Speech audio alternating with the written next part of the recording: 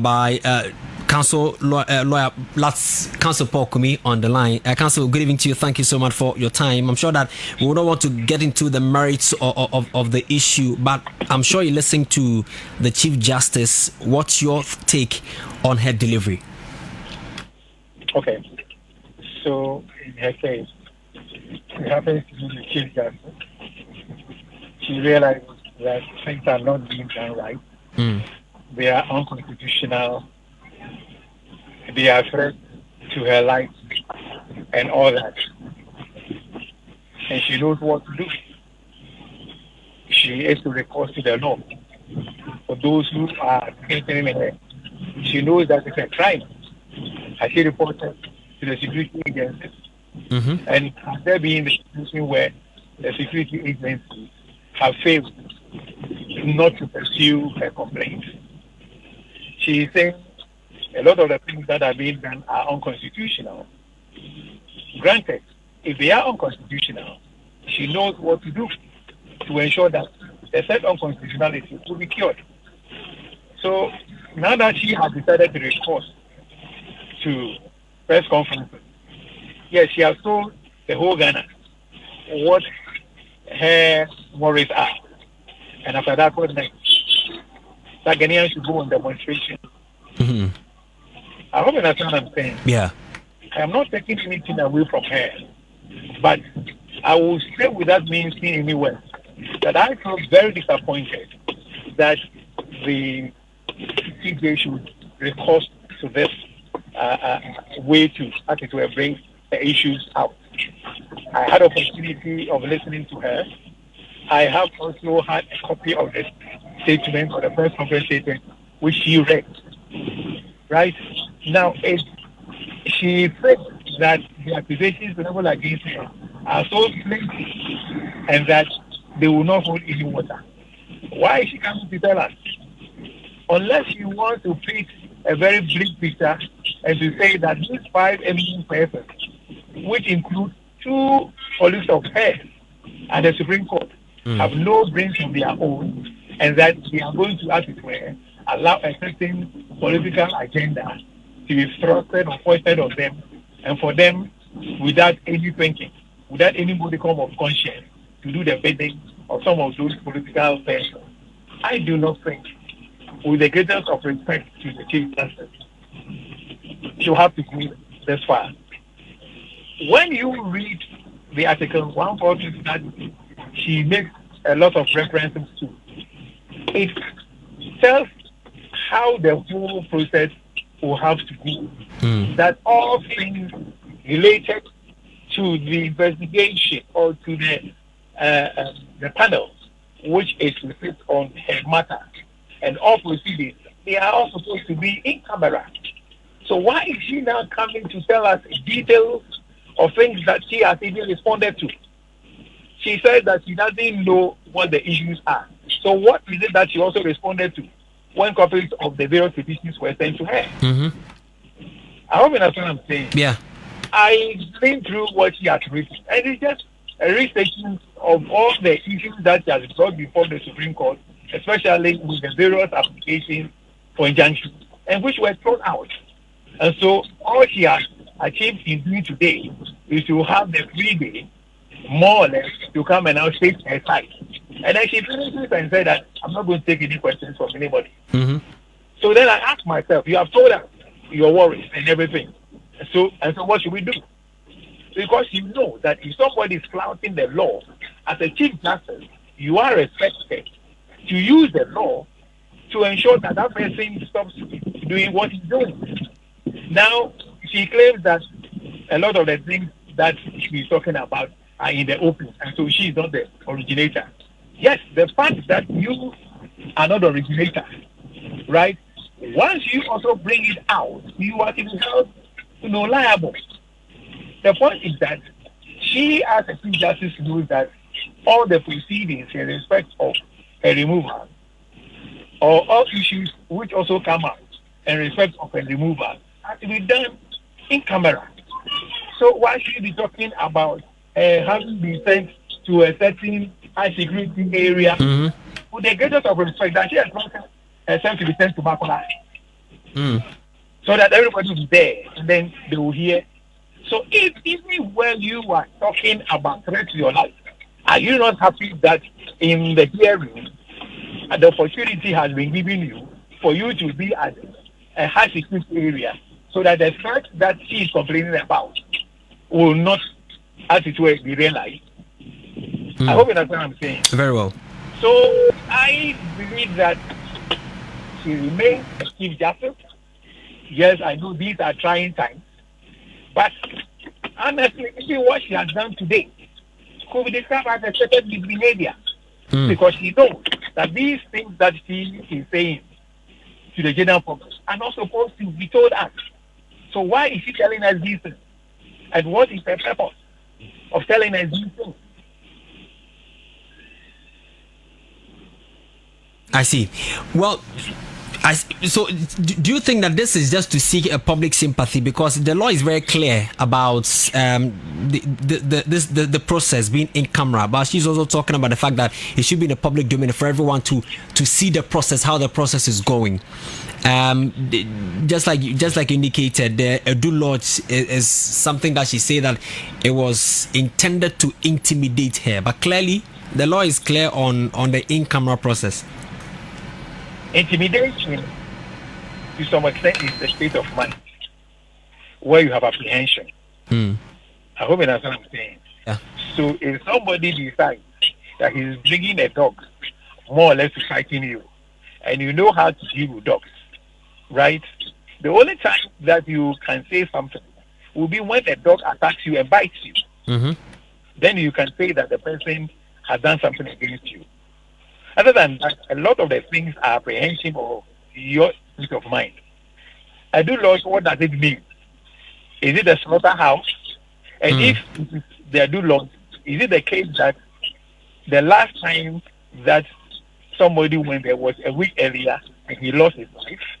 And so you are also afraid that you being sent there, you are going to lose your life.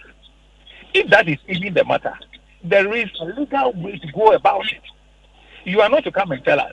When you get our sympathy or when you seek our sympathy, law is not sympathy. Law are the facts. And law will deal with the facts. So when you should go to court, you are not going to seek the sympathy of the court.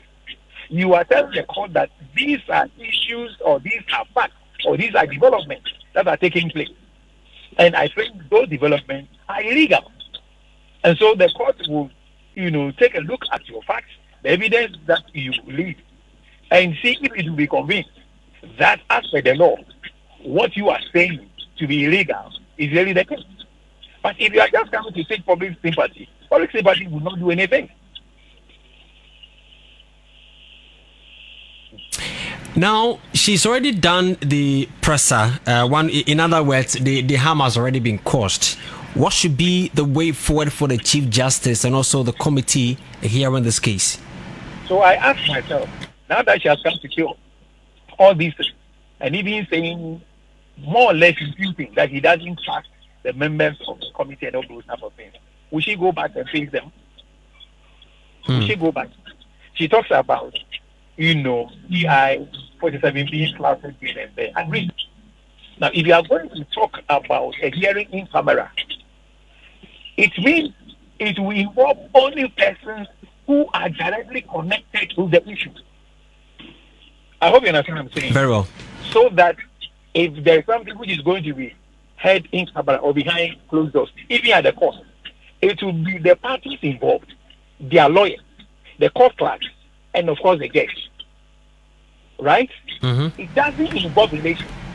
So if the hearing is an in-camera hearing, why are you insisting that you should have your husband or your relation there? Because it's an in-camera hearing. So they are not supposed to be part of it.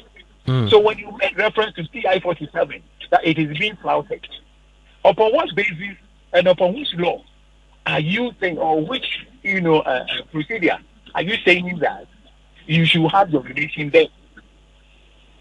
I hope you understand what I'm saying. Very well. But I continue to say that I understand her present situation. It's painful. It is something that she least expected.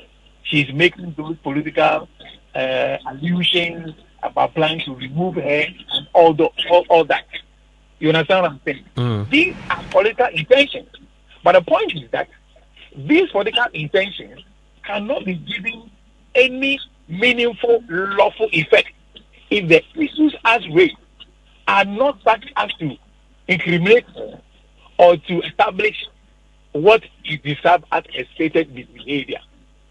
So if she is of the view that she has not done anything untoward which could result in her being more or less removed as a chief justice, why doesn't she go before the committee, calmly tell the committee her side of the story?